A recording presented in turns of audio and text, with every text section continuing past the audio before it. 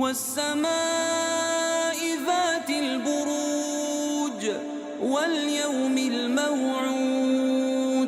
وشاهد ومشهود قتل أصحاب الأخدود النار ذات الوقود